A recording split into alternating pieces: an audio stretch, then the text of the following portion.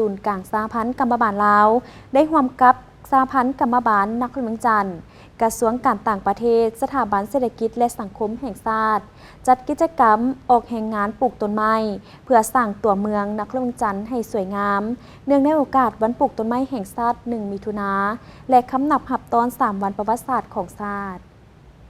พิธีจัดขึ้นในวันที่30 พฤษภาคม 2025ที่สวนประตูไซโดยการเข้าร่วมของท่านศิริราช ทงสินทองเพ็ง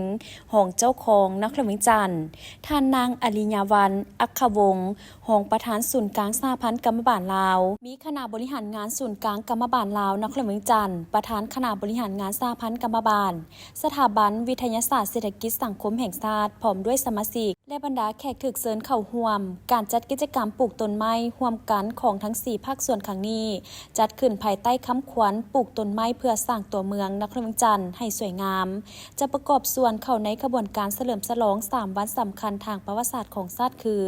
วันสร้างตั้งพรรคประชาชนปฏิวัติลาวครบรอบ70 ปีวันสถาปนาสาธารณรัฐประชาธิปไตยประชาชนลาวครบรอบ50 ปีและวันคล้ายวันเกิดของประธานไกรสอนพรหมวิหารผู้นำที่แสนเคารพรักของปวงชนลาวทั้งชาติครบรอบ105 ปี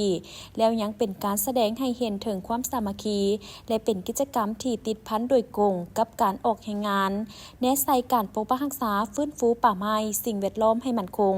และมีความยืนยงเพื่อแนใส่ปกปักรักษาฟื้นฟูพื้นที่ป่าไม้ที่เสื่อมโทรมและเพื่อสร้างให้ตัวเมืองนครหลวงจันทร์กลายเป็นพื้นที่สีเขียวสะอาดและสวยงามให้ประกันการพัฒนามีความยืนยงตลอดไปพร้อมนี้กิจกรรมของพวกเขายังเป็นการสร้างกระบวนการเฉลิมฉลองวันกรรมกรสากลครบรอบ119 ปีวันปลูกต้นไม้แห่งชาติครบรอบ45 ปีและวันเด็กน้อยสากลให้เป็นขบวนการอันฟุดฟื้นและอันสำคัญอีกอย่างหนึ่งแม้นเป็นการสร้างกระบวนการเต้าโฮมความสามัคคี